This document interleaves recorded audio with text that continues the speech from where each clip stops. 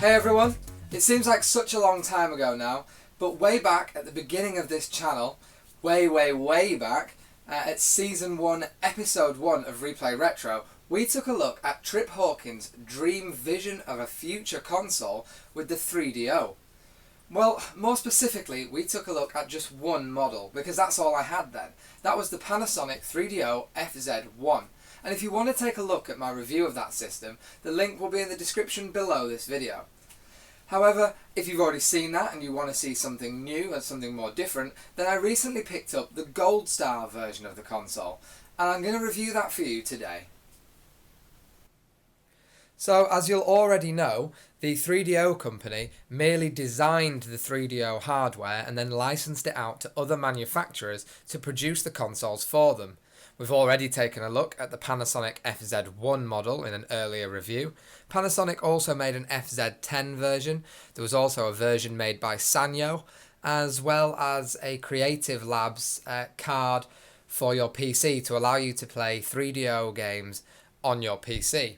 However, the version we're going to look at today is the Goldstar 3DO Interactive Multiplayer.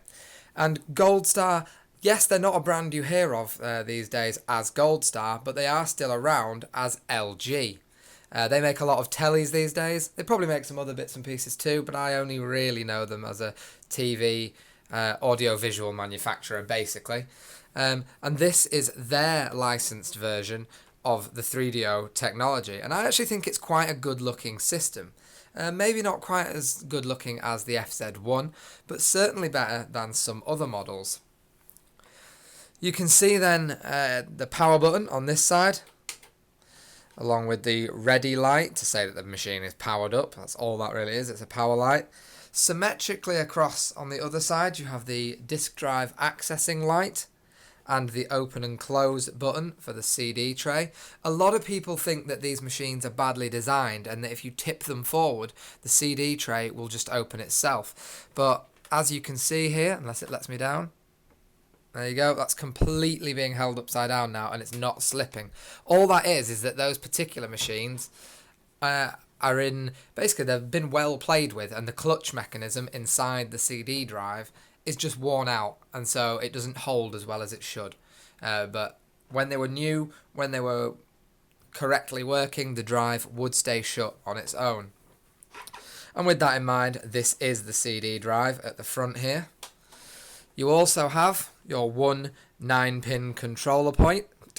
Don't forget the 3DO consoles only included one port because the controllers would daisy chain together, so they were plugged into each other. Some people think it's a good thing, some people think it's a bad thing. I get that it's a bad thing because you could just pull out Player 2's controller if they were beating you. But personally, I think it's a good thing because chances are all the people that are going to be playing, whether it's 1, 2, 3, 4, whatever, are all going to be sat next to each other. So why not give yourself controller flexibility by having the wires not having to go all the way back to the console unit itself? I think it personally is a very good idea. On the side here, you have the AV expansion, which opens thusly to allow you to plug on the AV expansion module. Am I going to be able to get this back on camera? Probably not. Yep, there we go. And on the back, you have another expansion interface. This was for the memory expansion. I believe I have got one of these for the FZ1 model, and I assume it's the same expansion for this. I assume they are cross-compatible, but I'm sure if they're not, someone will tell me in the comments. Channel select, mainly for use in American NTSC regions when being used via the RF out, which is there for your RF aerial connection. You also have S-video out if you want to use S-video cables, as well as, I always get this confused, is it component because it's individual components, or is it composite because they all go into one eventually? I don't know, but your yellow, red and white outputs are all there if you want to use that method. And you can see that the power cable is hardwired into the system, so at least you don't have to worry about losing it, but yes, there is that risk of damage. You can see that this corner of the console is pretty smashed up. Now, unfortunately, that isn't how it was sent to me. But the person who did send it to me, they wrapped it really, really well, boxed it really well, but they chose to use the UK courier My Hermes, which I've had so many problems with them in the past, but I won't go into that right now. Basically, never ever ship stuff with these guys. They don't know what they're doing. This package was marked up as handle with care, but when they knocked on my door and I wasn't in, what they decided to do instead was go round to the side of my home, open my wheelie bin, which was empty, and throw the package in. Thusly, the package slammed into the bottom of the wheelie bin, and all this plastic section was smashed. Also breaking, if you can see at the bottom here, you can see where I've done a bad repair there, the mountings for the transformer. So the transformer was damaged and exposed. And I'll show you a photo of what it actually looked like.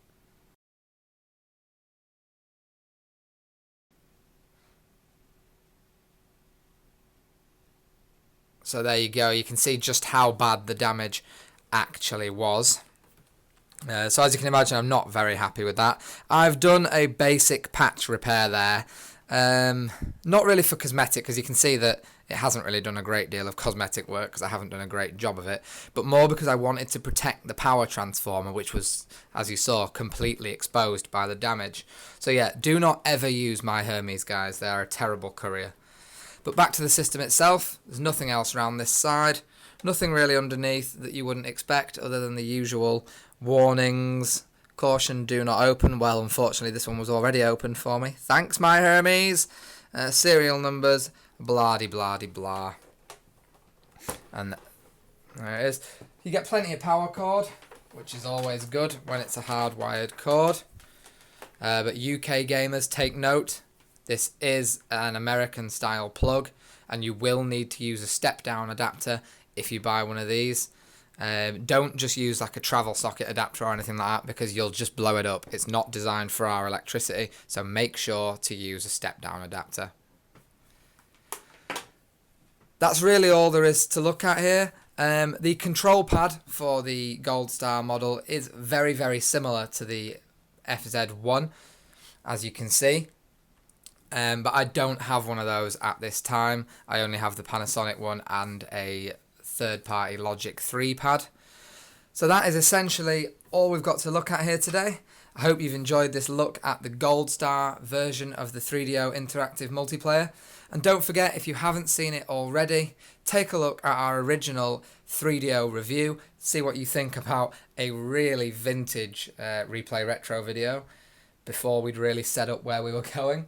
And don't forget to follow the show on Twitter, and of course follow us on Facebook. Thanks for watching, guys. See you next time.